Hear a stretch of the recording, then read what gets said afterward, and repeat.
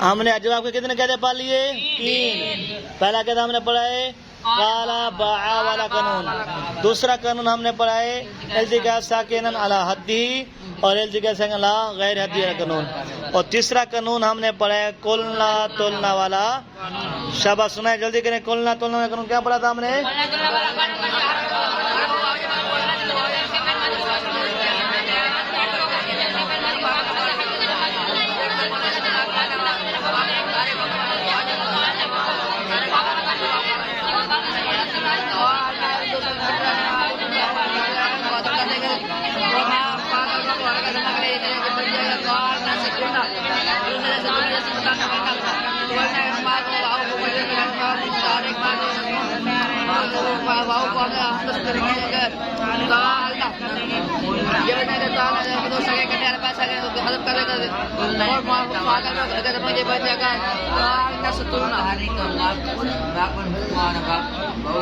ٹھیک ہے. اجواف کا قاعدہ نمبر 4 کیا ہے؟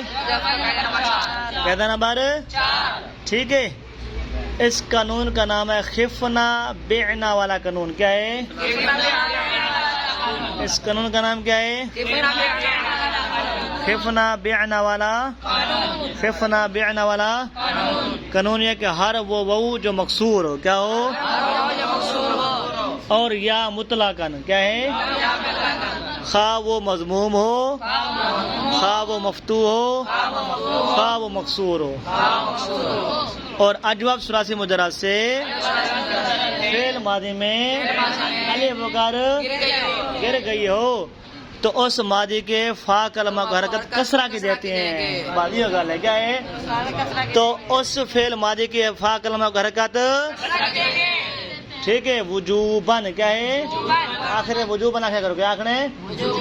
دوبارہ ہر وہ جو کیا ہو مکسور ہو اور یا مطلقاً. مطلب یہ ہے کہ وہ مکسور ہو، وہ کیا ہو اور یا عام ہے، چاہے وہ یا کیا ہو مضموم ہو، مفتوح ہو یا کیا ہو مکسور ہو. اور پھر اجواب ثلاثی مجرد سے فعل ماضی میں الف ہو کر گر جائے تو اس ماضی کے فا کلمہ کو حرکت وجوباً. کیا ہے؟ ہاں بولو شابہ جلدی کرو.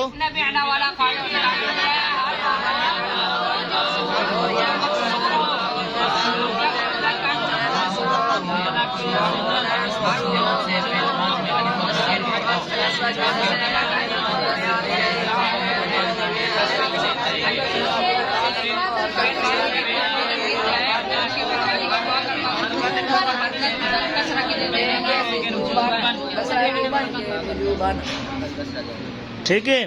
ہر وہ وو خفنا بعنا والا قانون ہر وہ وو اور یا مطلقاً خواہ وہ مضموم ہو مفتوح ہو یا. اجواب ثلاثی مجرد سے فعل ماضی میں الف ہو کر گر گئی ہو تو اس ماضی کے فا کلمہ کا حرکت. ٹھیک ہے. وجوباً. خفنا جیسے اصل میں دا خوفنا. کیا ہے؟ وہ متحرک کے ماقبل وہ غلط سے کیا بن گیا؟ خافنا. کیا بن گیا؟ اب یہاں پر دو ساکن پہلے کو حذف کر دیں گے تو کیا بنے؟ خفنا. کیا بن جائے گا؟ اب اسی قاعدے کے مطابق فا کلمہ کو حرکت خفنا. بعنا اصل میں تھا بایعنا. کیا تھا؟ اب یہاں پر یا متحرک کے ماقبل یا کو الف سے کیا بن گیا؟ باعنا. کیا بن گیا؟ یہاں پر دو ساکن اول ساکن مدہ کو گرا دیں گے یہ کیا بنے گا؟ باعنا. کیا بنے گا؟ پھر اسی قاعدے کے مطابق فا کلمہ کو حرکت کیا بن جائے گا؟ شاباش. قاعدہ ختم ہو گیا. دراؤ شاباش جلدی کرو.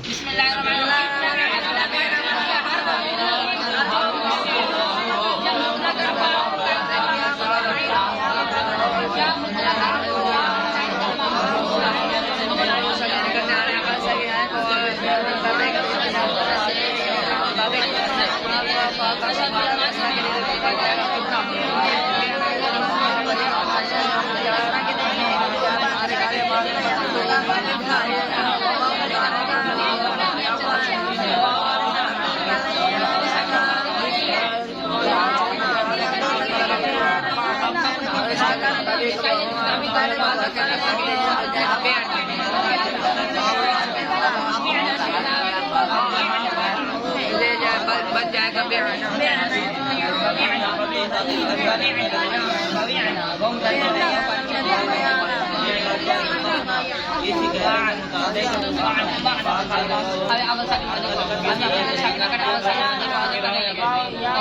چلو ہو جائے گا یاد. چلیں ٹھیک ہے.